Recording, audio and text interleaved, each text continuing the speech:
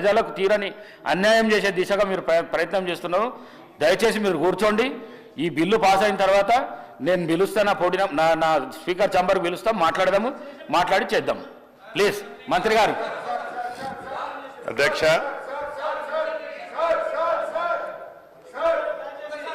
ఇంతకుముందు ఏదైతే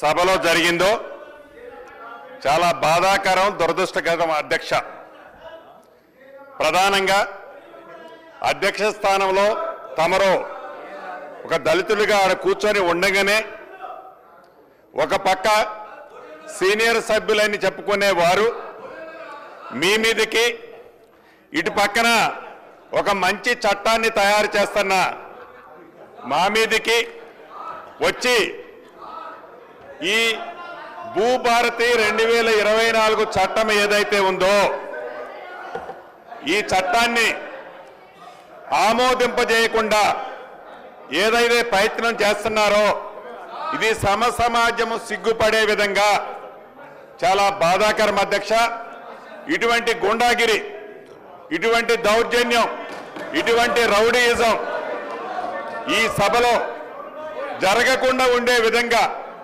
మీరు చర్యలు చేపట్టాలని, అదే రకంగా అధ్యక్ష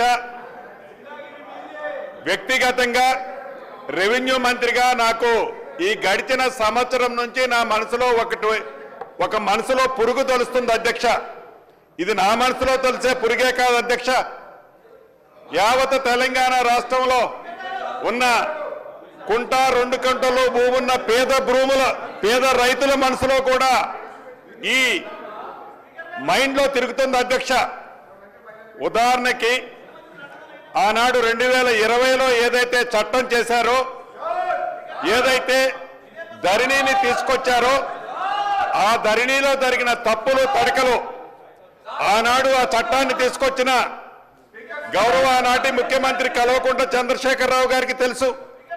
ప్రజలు వారికి ప్రధాన ప్రతిపక్ష పార్టీ హోదా వారికి ఇచ్చింది.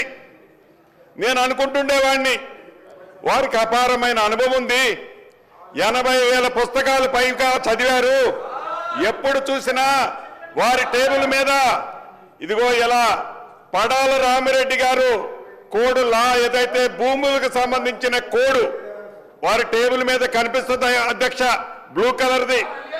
ఆ కోడ్ కనిపించేది క్షుణ్ణంగా